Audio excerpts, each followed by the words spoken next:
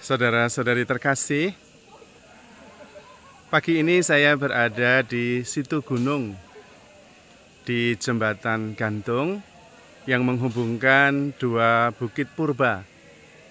Pagi-pagi tadi saya sudah berangkat jam 5 bersama seluruh karyawan untuk menikmati pohon-pohon tua yang usianya mungkin mencapai ratusan tahun.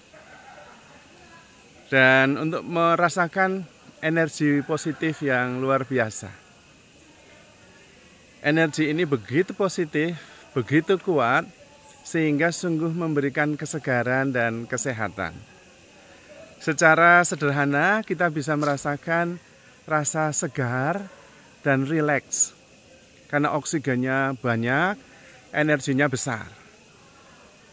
Sebetulnya menurut penelitian, kita bergerak pada medan energi tertentu. Dan setiap emosi itu mempunyai medan energi tertentu.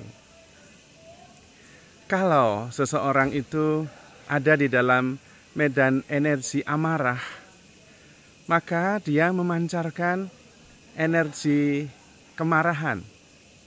Dan kemudian dia menemukan kemarahan ada di sekitarnya. Bahkan kemarahan ada di mana-mana.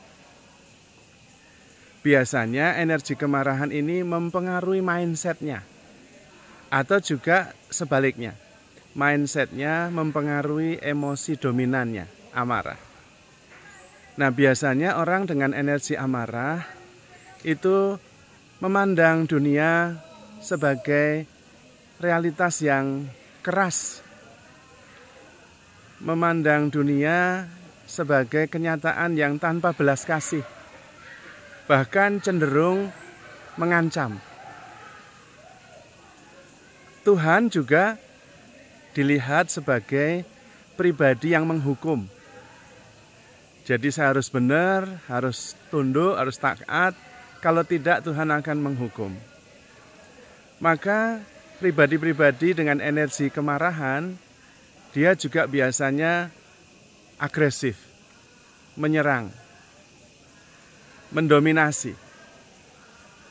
Karena memang energi tertentu, medan energi tertentu memancarkan kualitas-kualitas mindset, cara pandang terhadap semesta, terhadap Tuhan secara tertentu. Ada juga orang yang bergerak di medan energi acceptance, penerimaan. Biasanya dia bisa menerima, maka energinya juga sangat positif. Orang yang berada di dekat orang yang energinya acceptance, menerima, dia merasa tenang. Karena pribadi di bidang energi acceptance itu melihat dunia sebagai sebuah keharmonisan. Tidak berlawanan satu sama lain, tapi dalam harmoni. Karena itu bisa menerima dan ada penghargaan.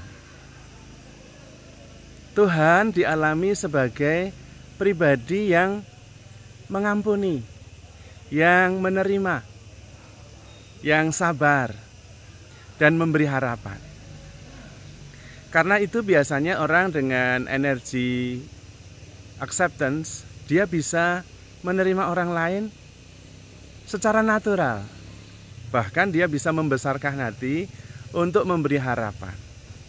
Kamu bisa, pasti bisa. Ayo kita coba. Nggak masalah, salah. Yang penting kita maju. Nah, itu tanda-tanda orang dengan medan energi acceptance. Ada lagi orang yang medan energinya itu kasih. Maka berdekatan dengan orang dengan energi dasar, medan energi kasih ini, bahkan yang sakit bisa langsung sembuh. Terutama kalau sakitnya itu karena kekhawatiran, kegelisahan, ketakutan. Deket-deket saja dengan orang dengan energi kasih. Kekhawatirannya hilang.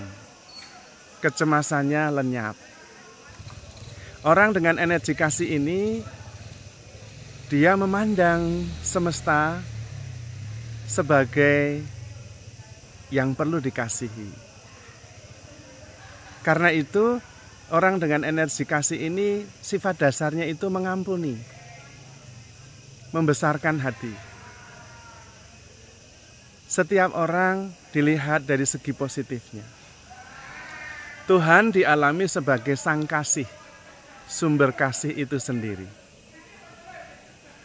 Dan energi orang dengan energi kasih ini powerful sekali. Biasanya orangnya tenang, damai, penuh senyuman. Apapun yang didengarkan itu rasanya membuat hati adem. Apapun yang dilakukan itu membuat kita merasa dicintai.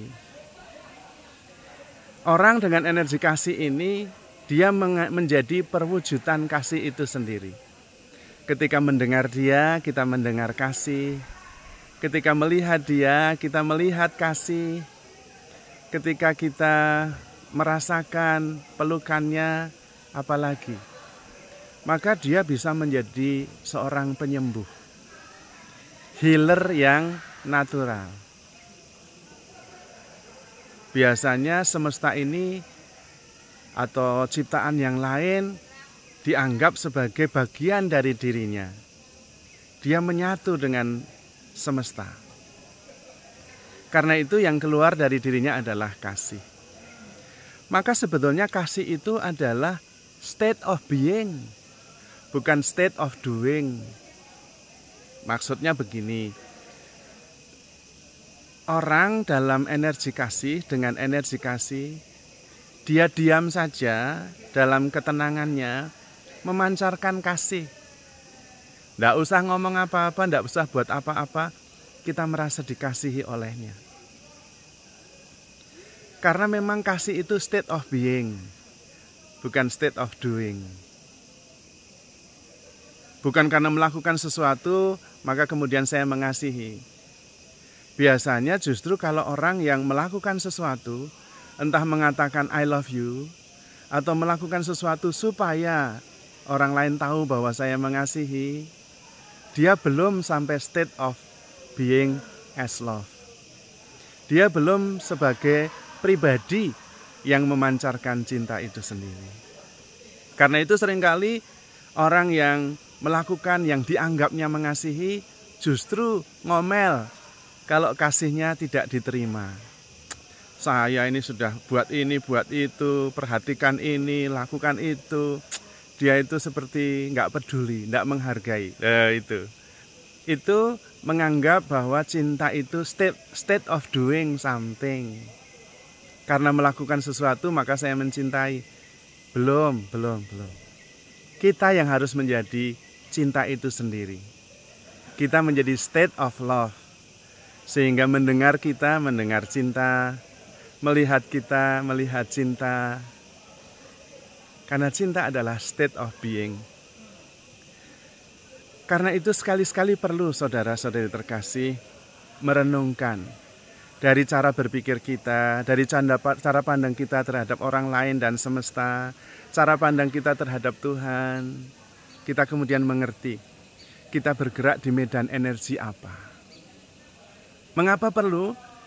Karena persoalan-persoalan muncul sesuai dengan medan energi kita. Kalau kita di medan energi anger, marah, yaitu persoalan kita adalah emosional. Itu persoalan dasar kita. Kita menemukan orang lain itu emosional, kita sendiri juga emosional. Tuhan juga dianggap sebagai pribadi yang selalu menghukum. Dan banyak pelanggaran di mana-mana. Dan uniknya adalah, kalau kita mempunyai persoalan pada medan energi marah, kita tidak bisa menyelesaikan dari medan energi yang sama. Kita harus bergerak ke medan energi yang lebih tinggi. Nah, dari situ kita bisa menyelesaikan persoalan yang ditimbulkan oleh medan energi yang lebih rendah. Kalau kita bergerak di medan energi amarah, menyelesaikan dari medan energi amarah, ya ora iso, tidak bisa.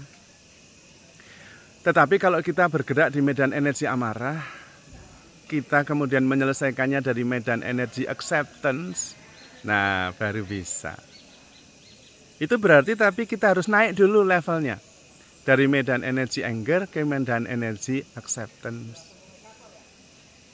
Maka kita perlu meningkatkan medan energi kita masing-masing. Bagaimana caranya?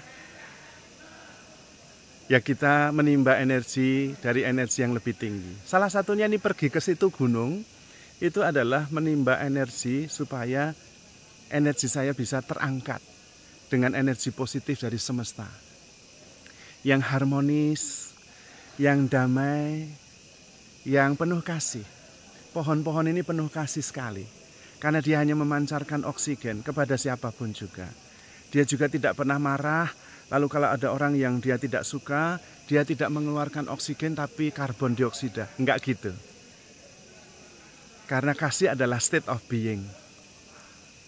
Mereka juga sangat harmonius, tidak saling berantem. Menerima acceptance juga, menerima cahaya matahari. Bukan sebagai sesuatu yang panas terik menyiksa, tetapi energi yang dia proses melalui fotosintesis. Mengubah karbon menjadi oksigen. Nah itu salah satunya. Meningkatkan medan energi dengan menimba energi positif dari sumber-sumber yang ada.